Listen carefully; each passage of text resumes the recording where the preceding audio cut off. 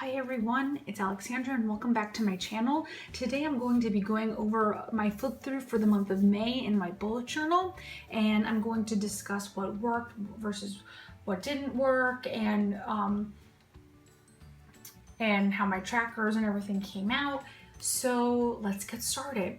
If you saw my May setup video, you will know that I did a cover page. I started doing that in the month of May, and I did carry that in June, that idea, and you can check out my June setup video that I posted last week to check out what I did for the month of June.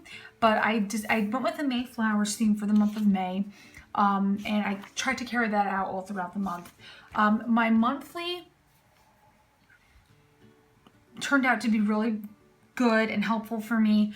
I accomplished all of my goals for the month of May, which I was very excited about. So I did carry out the same monthly layout for the month of June, and again carrying out the Mayflowers theme throughout.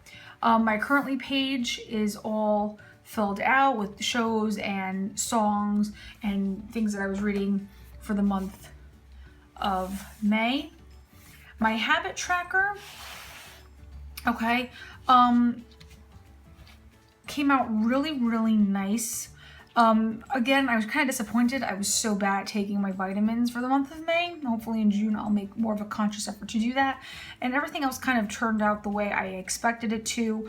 My blog, though, I only updated twice in the month of May. I think I put more of my focus on my YouTube channel, which kind of explains that. So hopefully in the month of June I will kind of strike a balance between my YouTube channel and my blog, but everything else was what I had expected it to be. My gratitude log, again, I'm carrying this out for June. I just love this feature, looking back and seeing, you know, the day in and day out happenings, and just jotting down what I'm grateful for, and that if I do ever find myself in a time of you know, where I feel like there's negative energy, it's good to refer back to these pages and just to really remember the little things in life that make it so great. Okay, Doodle with us in May. I loved how this page came out. This was the challenge that me and Christina77star hosted on Instagram, and then we were so blown away by the response, and so many of you have already joined us for Doodle with us in June, where we're doing an Under the Sea theme, and so it's not too late. We're only a couple days into June, so it's still not too late to join us for Doodle with us in June. But I loved how this page came out. I used color pencils this month, and I think just having that wider variety of colors really makes the page more vibrant.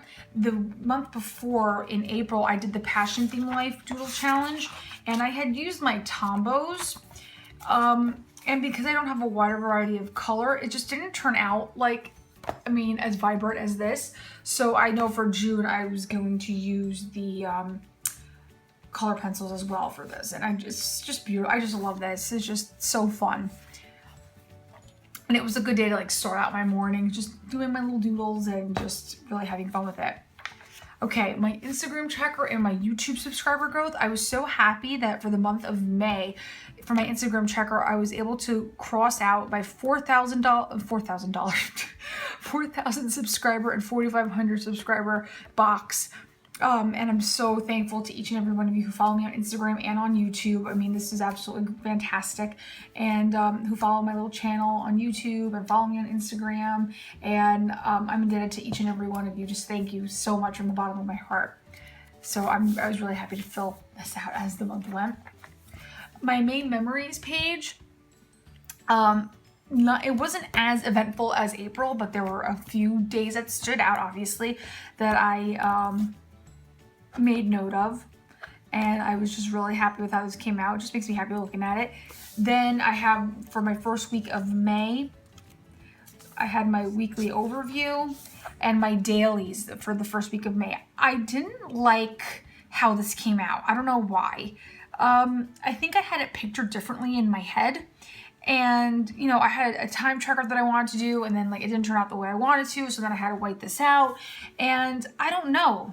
Like, it looks cute, but I guess it's not what I envisioned.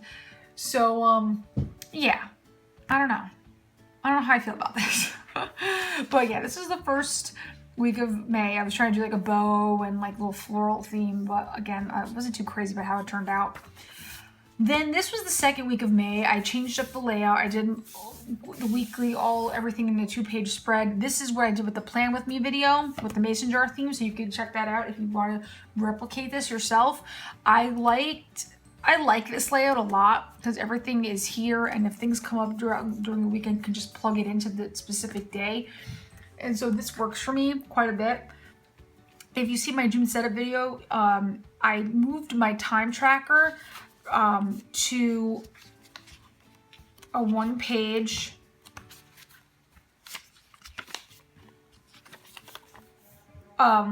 layout here so that I don't have to keep doing this every day. So if I do this again in June, a layout similar to this, I'll gain so much more room by eliminating the time tracker since I already have it all in one place for the whole entire month. So, but I did like how this came out. I like that there was a space for everything, and it really gave me a lot of room. It really did. So I was happy about this.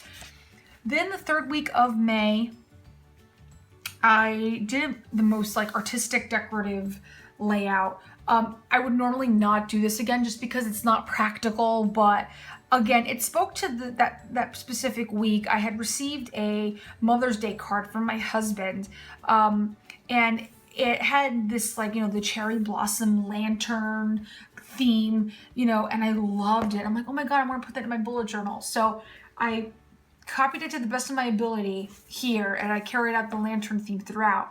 I was fortunate though that there wasn't a lot going on that particular week, so I did have enough space. Normally I feel like this wouldn't have given me enough room, but again, I don't know if I really like this layout as much, but again, this is what comes with experimentation, figuring out what works for you. But yeah, this was more of a decorative week than anything else, but again, it was fun to experiment, and I do like this drawing here, so again, it's a win in my book. Okay.